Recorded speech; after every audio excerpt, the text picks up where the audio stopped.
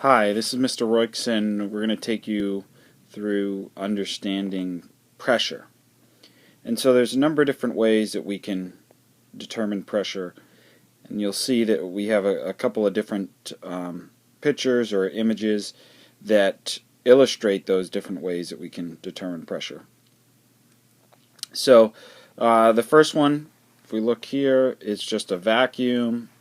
It's just, again, similar to a simple barometer where we've raised a tube that contained mercury, and eventually we reach a height where the atmospheric pressure cannot push the mercury any higher into the tube, and we start to get a vacuum, as it says at the top.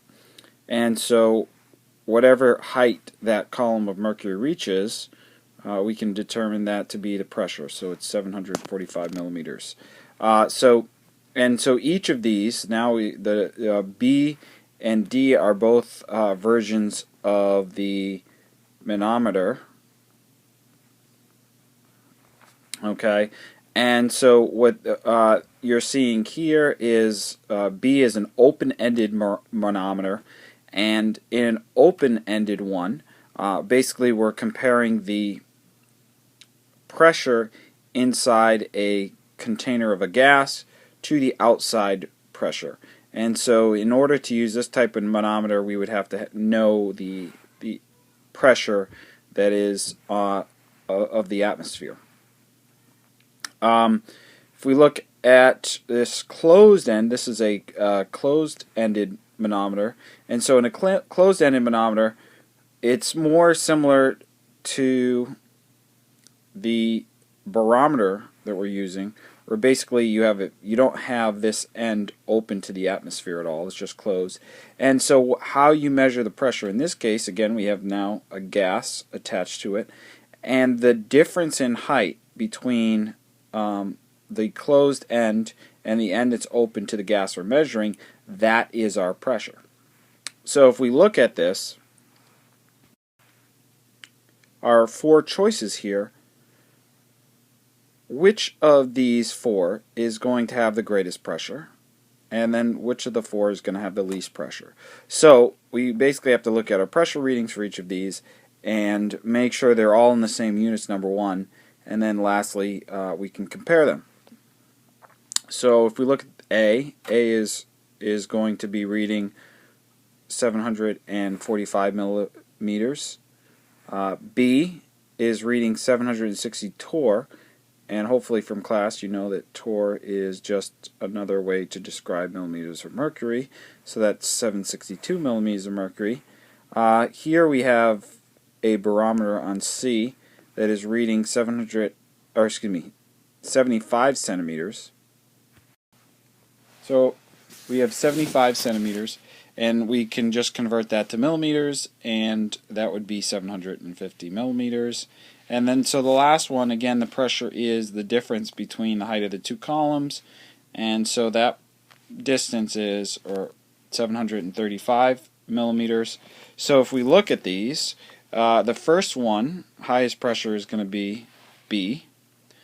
The next one is going to be C at 750.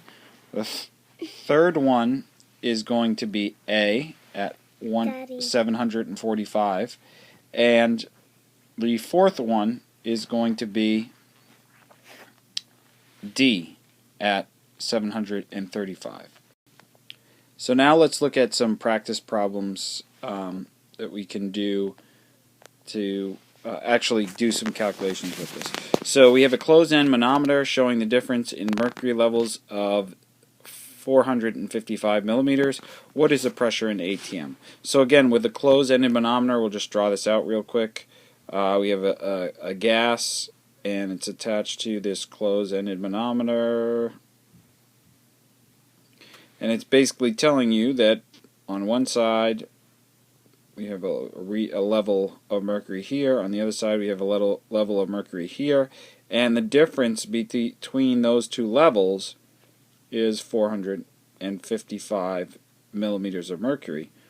So that really is our pressure. So if we want to know what is the pressure in ATM, all we're doing is setting up a conversion between 455 millimeters of mercury and, ATM. So 1 ATM is 760 millimeters of mercury.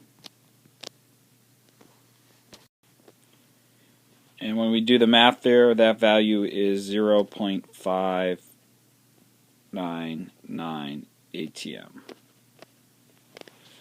Okay, so that's how we do that first one. So the next question is, we have an open-ended manometer that was connected to a tank of oxygen gas. It was 60 millimeters higher on the atmospheric side. The atmospheric pressure was 100 kPa. What's the pressure in the tank? What we'll do is we'll draw a manometer real quick. Sorry.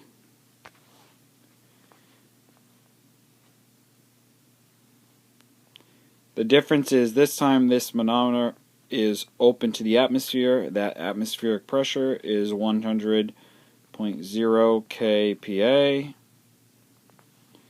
And so it tells us that it is 60 millimeters higher on the atmospheric side. So we have a line here and a line here, and the difference between those two lines is 60 millimeters. Hg. And so what is the pressure in the tank? And more specifically, I should have asked, what is the pressure in kPa for the tank? So what we'll do is we're going to take our 60 millimeters of mercury and we'll convert it to kPa. So how do we do that? Well, for every 760 millimeters of mercury, we have 101.3 kPa.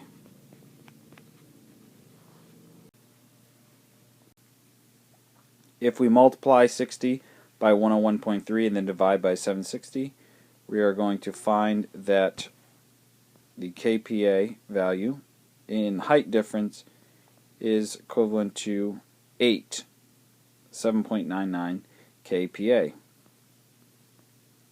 So now the last thing that we need to do is we need to just decide whether or not we're adding or subtracting to the atmospheric pressure. And so what I said in class is, if you look here, the level of the mercury in the manometer tells us which is applying more pressure.